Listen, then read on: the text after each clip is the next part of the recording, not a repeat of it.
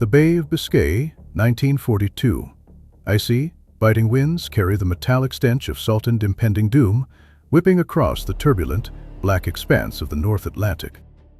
The heavy night sky hangs like a suffocating velvet shroud, completely obscuring the stars and cloaking the deadly abyss below.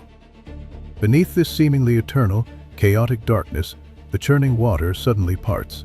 A monstrous beast of steel, a German Type 7 U-boat, breaches the surface like a phantom exhaling its first breath. Its cold, slick, gray hull gleams ominously in the faint ambient light, a mechanical leviathan rising from the deep.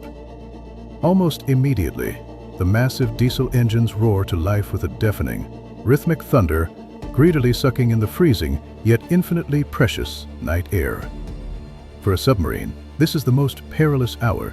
It must remain exposed on the unforgiving surface for several hours, force-feeding its exhausted lead-acid batteries the electrical lifeblood required for another day of submerged terror.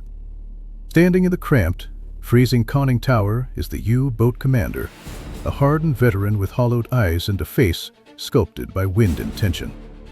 His hands grip the icy iron railing in a death knell squeeze as his piercing gaze sweeps the endless, black horizon. Below him, his most trusted officer is intensely focused on the submarine's ultimate talisman, the Me-to-X radar receiver. The small, rudimentary cathode ray screen emits a ghostly, pulsating green glow in the claustrophobic darkness of the control room. It is completely, perfectly silent. Not a single pulse of allied radar radiation is detected. No emissions, Herr Kulu-N. The skies are clear. The report echoes up the brass voice pipe. The commander's tightened chest finally relaxes, a plume of white vapor escaping his lips as he orders the diesels to full power. In this era of mechanized slaughter, silence means survival. Everything is seemingly under perfect control. It will be another safe night to breathe. Yet, this battle-hardened captain could never possibly fathom that thousands of feet directly above his exposed vessel, hidden within the dense, rolling storm clouds, the Grim Reaper has already cast an invisible net. A massive Allied bomber is circling silently like a bird of prey, and the instrument that is about to send this invincible war machine to a crushing, watery grave end to Ming its entire crew in the black deep is not a mountain of high explosives, but a seemingly insignificant, hand-sized disc of pure copper, meticulously machined with 6 circular cavities.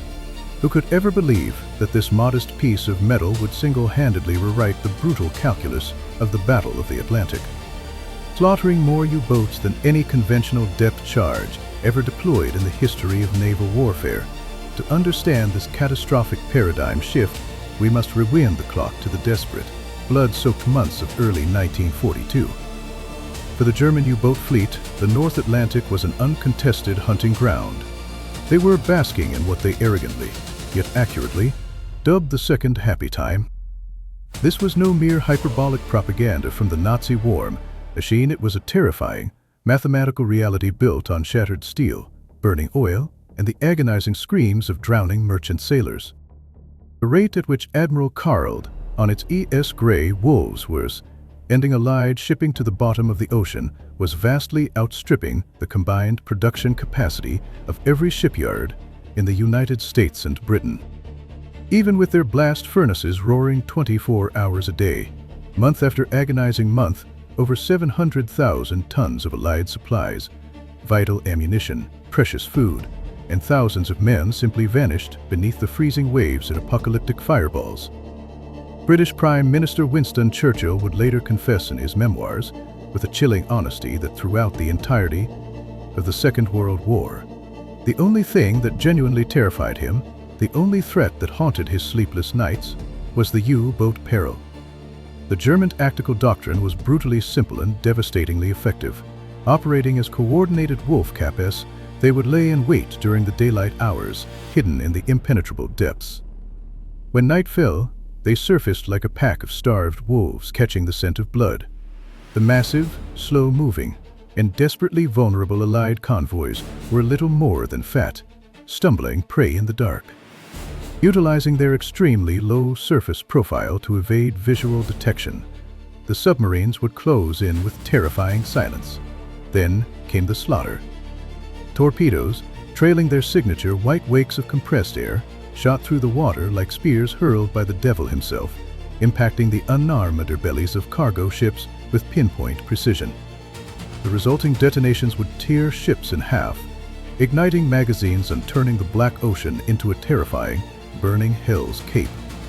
Before the escorting destroyers could even orient themselves to the threat, the U-boats would flood their ballast tanks, slip beneath the waves, and vanish entirely, leaving behind nothing but a sea of burning debris and choking oil. Faced with this systematic strangulation, the Allies were desperate.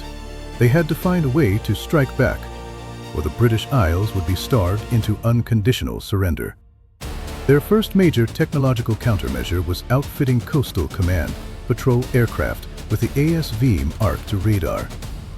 Operating on a 1.5-meter wavelength, this system could, in theory, penetrate the fog and darkness, detecting the conning tower of a surfaced submarine from miles away and guiding a bomber in for a lethal strike. However, the German engineers were incredibly astute and responded with terrifying speed, developing a brilliant countermeasure, the Me-to-X receiver.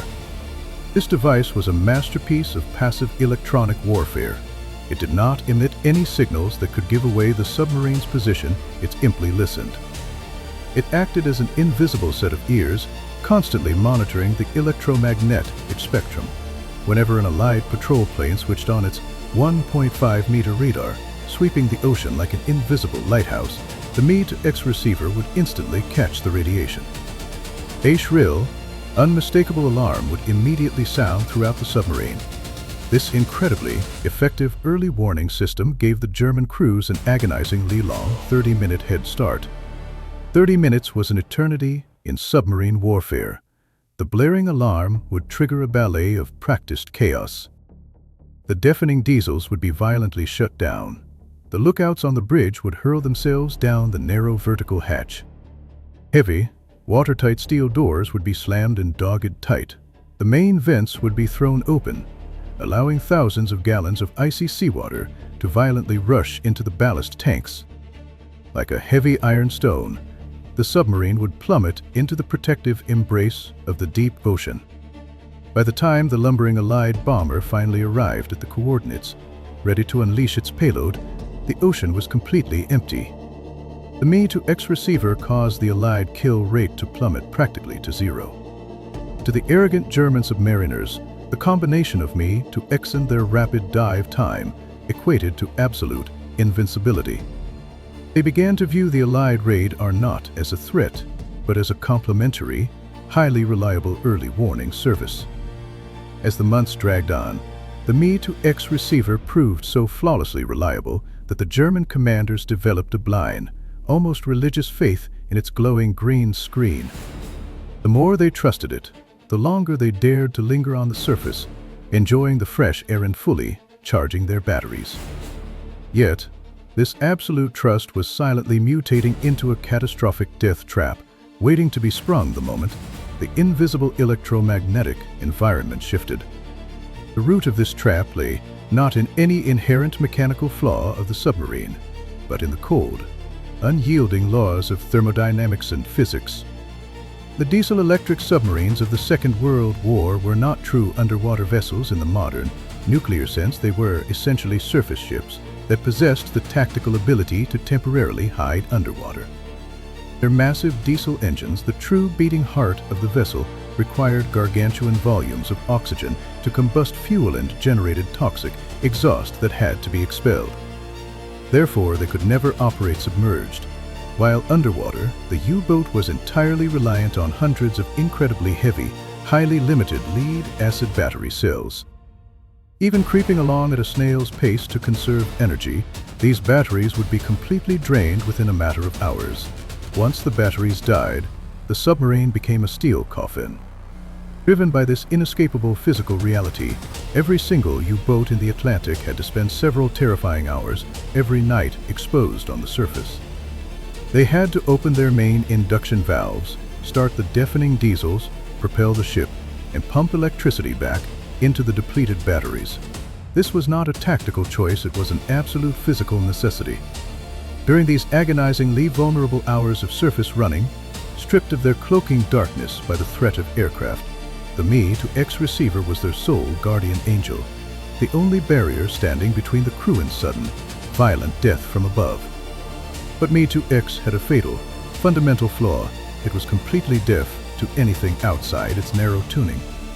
German engine ears had hardwired it to listen exclusively for the 1.5-meter, 200 megahertz signals of the old Allied radar.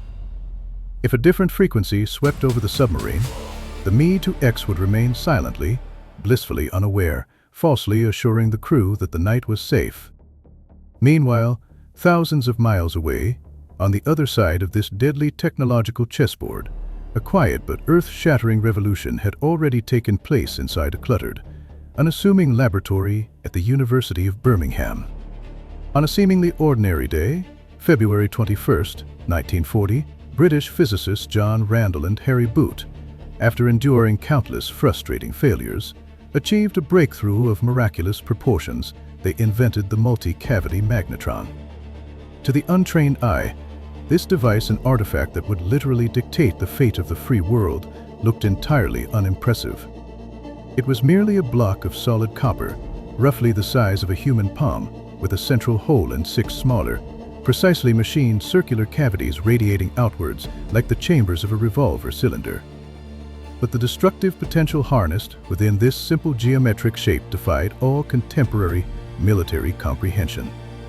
When a magnetic field and a high-voltage current were applied, electrons would swirl inside these cavities, resonating to produce incredibly stable, high-power microwaves at a wavelength of exactly 10 centimeters. 10 centimeters. This number was an absolute paradigm shift. It meant the wavelength was 15 times shorter than the old-day SVM arc to radar. Moving from 1.5 meters to 10 centimeters was not just a mathematical reduction, it was a fundamental leap in the physics of detection. Consider this terrifyingly simple analogy. The old 1.5-meter radar was like a wide, diffuse floodlight on a foggy night. It scattered its energy over a vast area, but the return signal from a small target, like a submarine, was incredibly weak and easily lost in the clutter of ocean waves. The new 10-centimeter microwave radar, however, was like a high-intensity, tightly focused laser beam. Its beam was incredibly narrow and intensely concentrated. All of its electromagnetic energy was packed into a tiny area. When this tightly bundled beam of microwaves struck the hardened steel of a U-boat's conning tower, the reflection bouncing back to the receiver was profoundly strong and crystal clear. It painted a brilliant, undeniable target on the operator's screen. Furthermore, this miraculous little copper block, despite its compact size, could generate a staggering output of 10 kilowatts of power. It was small enough to be easily retrofitted into the nose cone of any heavy bomber, instantly transforming every patrol plane into an all-seeing, highly lethal elite ex-predator of the night. By the early months of 1943, the gears of the Allied war machine were turning at maximum velocity. This new system, officially designated as the ASVM Arc 3 centimetric radar, began rolling off assembly lines and was rapidly installed into the bellies of long-range B-24 Liberator Shorts underland bombers. For the proud, hardened crews of the U-boat fleet, a completely one-sided, merciless massacre was about to begin. Let us return to the suffocating tension of that dark night in the Bay of Biscay. The U-boat still wallows on the surface, its diesels pounding, its crew completely unaware of their impending doom. On the bridge, the Me-to-X receiver is dead silent, its green line perfectly flat. Physics dictates this reality. Me-to-X is entirely blind and deaf to the 10-centimeter microwave radiation currently slicing through the night air. But several miles away, thousands of feet above the churning ocean, a British Liberator bomber has already locked onto its prey. Inside the freezing, vibrating fuselage, the radar operator's eyes are glued to the circular cathode ray tube. Right in the center of the screen, a brilliant, distinct blip of light pulses rhythmically. The target is acquired. A terrifying silence falls over the aircraft's intercom. Flying without any external lights, maintaining absolute radio silence, the massive four-engine bomber begins its predatory descent. Perfectly tracking the unsuspecting U-boat in absolute, pitch-black darkness. 5 miles. 3 miles. 2 miles. The bomber enters a steep dive, the wind screaming over its wings, a sound entirely masked from the submariners below by the roar of their own engines and the crashing of the waves. Then, at a distance of exactly 1 mile range from which escape is mathematically and physically impossible, the pilot violently pulls back the yoke to level the aircraft and slams his thumb down on a bright red switch. In a fraction of a millisecond, the lee light, a massive, specially designed searchlight slung under the bomber's wing, erupts. It is an explosion of pure, blinding energy. 22 million candelabra of searing white light instantly annihilates the darkness of the Bay of Biscay. A solid pillar of hyper-intense illumination stabs down from the heavens, pinning the surfaced submarine and the foaming whitecaps around it in a circle of artificial, terrifying daylight. The German commander on the conning tower is instantly blinded, his retinas overwhelmed by the sudden, god-like flash. He throws his arms up in a primal, futile gesture of defense, his brain freezing for a split-second in absolute, incomprehensible shock. Enemy aircraft. Directly overhead. Why didn't the Me-2X warn them? The horrific realization that they have been ambushed without warning seizes his throat. Alarm, flood, dive, dive. His voice breaks into a hysterical scream that tears through the freezing air. He hurls himself toward the open hatch, sliding frantically down the cold steel ladder into the belly of the beast. But high above, the bomber's bombardier has already framed the brilliantly illuminated steel cigar, perfectly within the crosshairs of his optical bomb sight.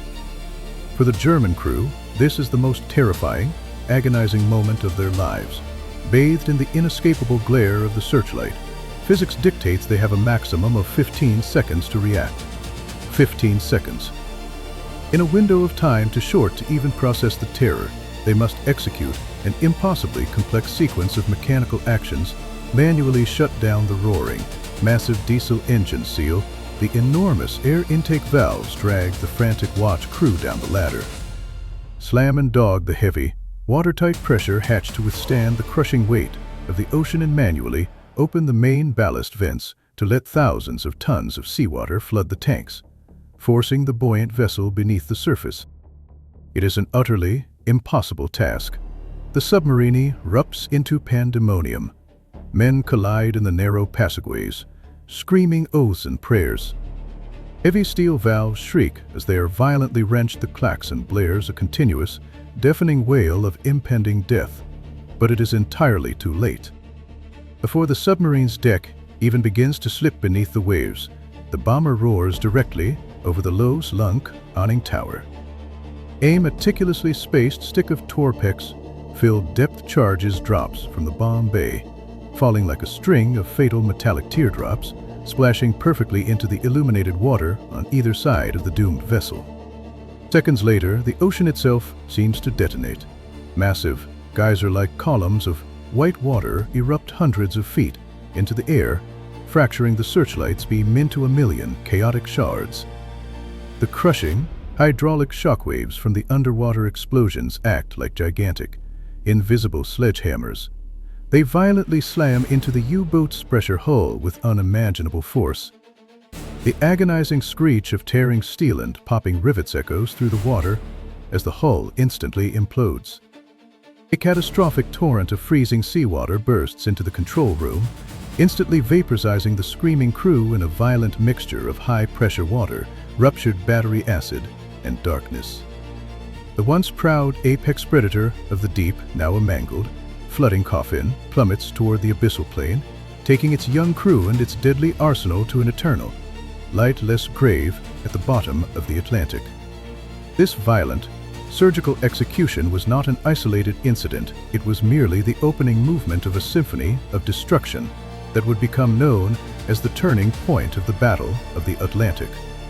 As vessel after vessel mysteriously failed to report back to base, Vanishing without a trace, a cold, creeping paranoia began to infect the highest echelons of the German U-boat command.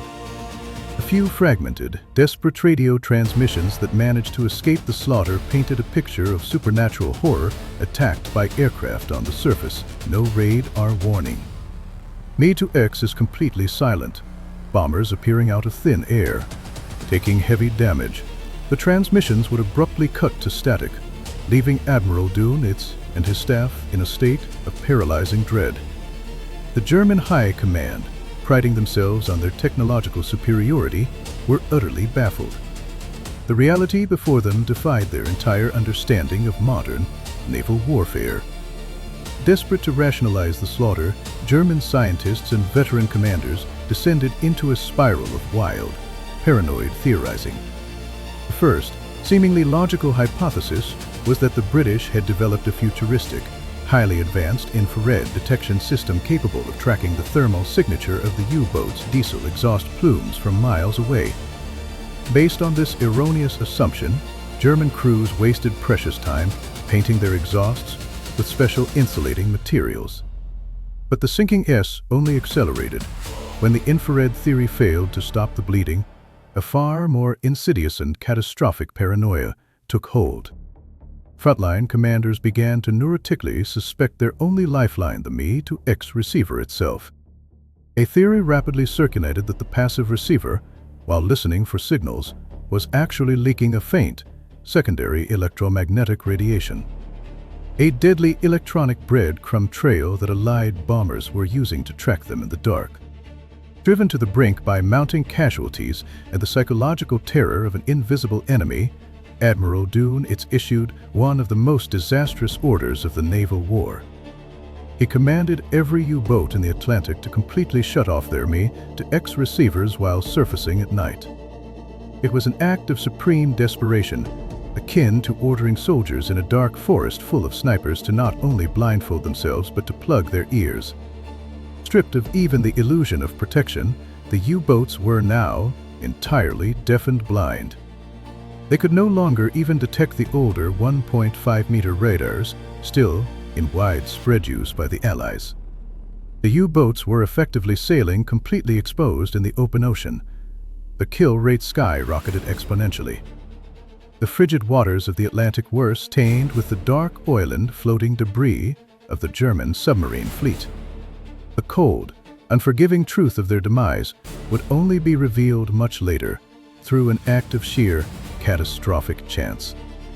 In early 1943, a British bomber equipped with an H-2S ground mapping radar system, also powered by the miraculous cavity magnetron, was shot down by intense anti-aircraft fire over Rotterdam in the occupied Netherlands. German Luftwaffe engineers rushed to the crash site, sifting through the charred, twisted wreckage and the scattered metal debris of the crew. They managed to recover the shattered components of an entirely alien electronic device. They transported the pieces back to a top-secret laboratory in Berlin, working feverishly day and night to engineer the scorched fragments of what they terrifyingly dubbed the Rotterdam apparatus. When the German scientists finally pieced together the puzzle and realized the operating principles of the machine, a collective gasp of despair echoed through the laboratory. The horrifying realization struck them like a physical blow. The Allies were not using infrared, and the Me-to-X was not leaking radiation. The British had completely leapfrogged them in the realm of physics, successfully miniaturizing and deploying centimetric microwave radar on a massive scale. All of their previous theories had been the foolish, groping S of blind men. Although the Germans desperately scrambled to close this massive technological chasm, rushing the development of the Naxos receiver capable of detecting 10-centimeter waves. The runaway train of their impending defeat had already left the station. It was simply too late. The relentless march of history brought the conflict to May 1943, a month that would be forever scorched into the war diaries of the Kriegssammersee as Black May. During those 31 days of spring, the roles of hunter and hunted were violently and permanently reversed. Empowered by fleets of microwave-equipped bombers and heavily fortified surface escort groups, the Allies unleashed an apocalyptic crusade against the remaining wolf capes. In just 1 month, the ocean floor became the final resting place for a staggering 43 German U-boats. 43 invincible steel sharks were reduced to crushed, burning scrap metal. Tens of thousands of elite, highly trained German submariners, along with their dreams of oceanic dominance, whirled round, crushed, or burned alive, becoming permanent offerings to the unforgiving Atlantic, faced with the total, systematic annihilation of his beloved fleet. Admiral Dönitz, his heart heavy with defeat, had no choice but to issue the final, humiliating order. He commanded the immediate withdrawal of all surviving U-boats from the North Atlantic convoy routes, effectively abandoning the most critical theater of the naval war and surrendering the seas to the Allies. When we look back across the vast, bloody tapestry of the Second World War, the true turning point of this most crucial, protracted battle was not forged in the thunderous clash of massive dreadnoughts exchanging broadsides, nor was it determined by the thickness of Krupp steel armor or the explosive yield of a revolutionary new torpedo. The fate of nations, the survival of millions, and the ultimate victory in the Atlantic were quietly decided long before the bombs fell. Inside that cluttered, unassuming laboratory in Birmingham, it was decided by 2 obscure physicists and a simple block of copper with 6 holes drilled into it. It was the profound human mastery over the invisible electromagnetic spectrum, the brilliant intellectual leap. Across the seemingly insignificant physical gulf between a 1.5 meter and a 10 centimeter wavelength, that silently shattered the myth of German submarine invincibility. The history of warfare was once again violently rewritten by the cold, calculating, and ultimately overwhelming power of applied science. Today, that small, unassuming multi-cavity magnetron sits quietly behind the glass of a museum display case. It rests as a silent, eternal testament to the fact that human intellect and innovation, when pushed to the absolute brink, in humanity's darkest hours, can emit a light far more piercing, far more devastating, and far more revolutionary than a 22 million candle searchlight burning in the dead of night. This forgotten chapter of the Atlantic War remains not just a chronicle of military tactics and underwater slaughter, but a profound, soaring, and tragic elegy to the intersection of brilliant technological creation and the brutal, unforgiving machinery of human conflict.